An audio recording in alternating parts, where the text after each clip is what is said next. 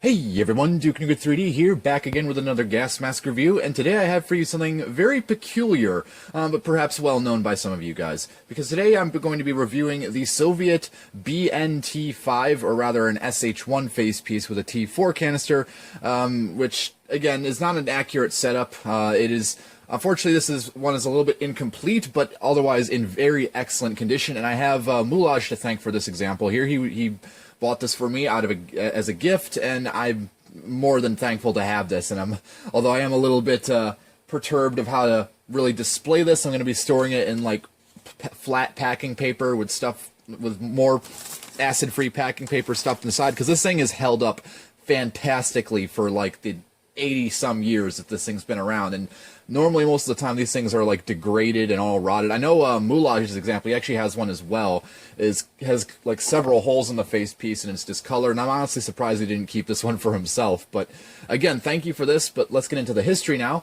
So after World War I, as the Soviet Union was formed, for the most part, they'd been using recycled Zelinsky-Kumant facepieces, which the Imperial Russian military had been using since 1916.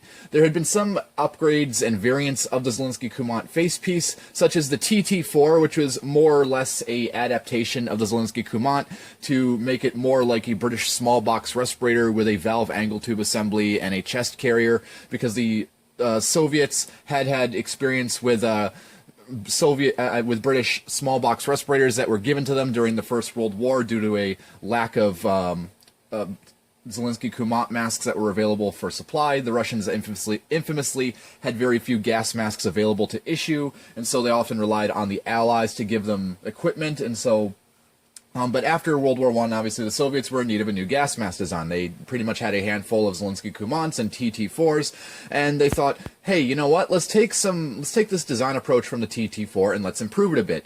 And they began to look around for various inspiration, and most notably, they took note of the US M1 series service masks with their internal TISO deflectors and their separate inlet-outlet valve angle tube assembly, and they thought, you know what, this is a pretty good setup. The US kind of have it made with this, but it's a bit too expensive for us because we're dirty, poor commies and we can't afford special things that can deflect air over the lenses. So you know what, we're going to take the Zelinsky-Kumant design, we're going to make it a bit more upgraded. Instead of patching together calendared rubber, we're going to solidly mold the facepiece as one piece, and we're going to keep the weird little protrusion that you would use to insert a finger into the lenses and wipe condensate free, because that's really all the conscript needs. TISO deflectors are too complicated and they're going to like throw up in them or something, I don't know. But anywho, they kind of stuck with the Zelinsky-Kumant design, and later adaptations of the TT4 design used early SH-1 facepieces, and there were several variants of the SH-1 as it developed, but the most common you're going to see the SH-1 facepiece is in the BN-T5 kit, which is the SH-1 facepiece, the T5 canister, which I unfortunately don't have, and a carrier bag, the designation of which escapes me, and I also lack at this current point. So, what the variants and differences of the SH-1 facepiece is mostly within the lenses. I believe this is one of the later ones with the crimped lenses, whereas earlier ones would have wired and taped lenses with rubber bands over the wire and tape. So the earlier ones would be from around like 1928 or so. These later ones would probably be more around in the 30s.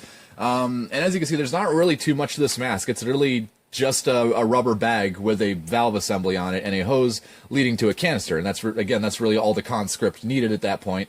And obviously, there is the infamous unicorn finger horn protrusion on the top there, which, as I previously stated, the user would invert, and usually they would just leave this inverted while the mask was in the carrier so they didn't have to keep doing it. They would turn it inside out with their finger, and they would wipe off condensate from the lenses like this, if you can sort of see that. And then the canister would be in the carrier, the mask would be folded up. There's really not too much to say about this, so I'm going to go into the little details of the individual components, starting with the filter here. And as I mentioned several times before, this is a T4 canister. This would be used with the MOD-08 or MASCA-08 masks from the later 30s, early 1940s. I believe that those dates are incorrect. I know the Russians are probably going to swarm me and correct me on that, but this is a much later canister. The T4 canisters that would have potentially been used with the BN-T5 kit would have had an inlet valve inside here. Unfortunately, this one does not. This is a later one, and as you can see, the BN-T5s, the T5 canisters would have had an inlet valve on the bottom, but this, as you can see, is just completely just perforated metal, and it's overall in okay shape. Pretty rusty, pretty dented up on this side, but you know, it's a canister. That's fine with me. The hose has seen better days. As you can see, a lot of places you have the stockinette wearing off and showing the black rubber underneath. This is pretty typical to see with these masks and several rust stains. Amazingly though, the facepiece is held up well. Like I said, the rubber is like fully intact. There's no discoloration. There's no dry rot, not even any dry rot from what I've seen. Like, I've looked all over this thing, and you know that I'm autistic for details of, you know, damage and things like that, because I do mask restorations. Aside from corrosion on the metal, there is literally nothing wrong with this rubber facepiece. It's completely intact. The canister threads, which are 40mm Goss as you would expect them to be, are a bit, they were a bit dented up when I first got them. I actually had to carefully hammer these back into shape because they were a bit deformed. But they're all intact now, and I will take the mask off the head. I really don't like this thing on the head because, again, it's over 80 years old and it's very old rubber, and I don't want to stretch it out or potentially tear it. But anyways, getting the head down here, we can get a close. We can definitely see how loose and floppy these face pieces are. There's not a lot to these. There's nothing inside of them. It's just an open port where you inhale and exhale.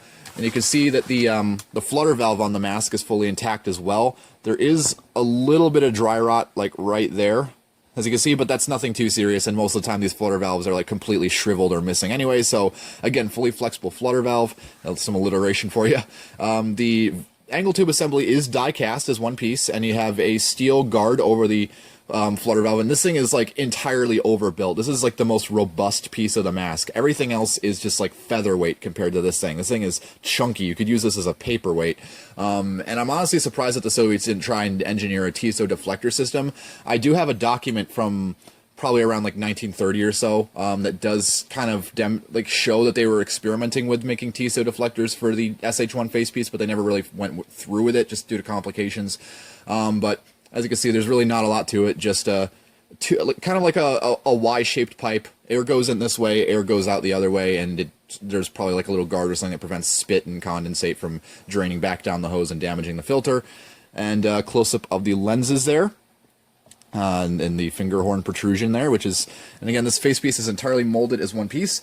Before I show off the inside, there is a mold marking right here with some very beautiful stamps. I don't usually like commie propaganda, but this is pretty damn cool if you ask me. You can see that there is a hammer and sickle, USSR, made in Moscow. I don't know which one's the date. Let me try to get a better close-up of this. Try to get the camera focused. Camera does not want to focus very well. There we go. So yeah, I don't know which one of these is the date. I know that these were pretty much continued from production early into World War II, probably into the 40s.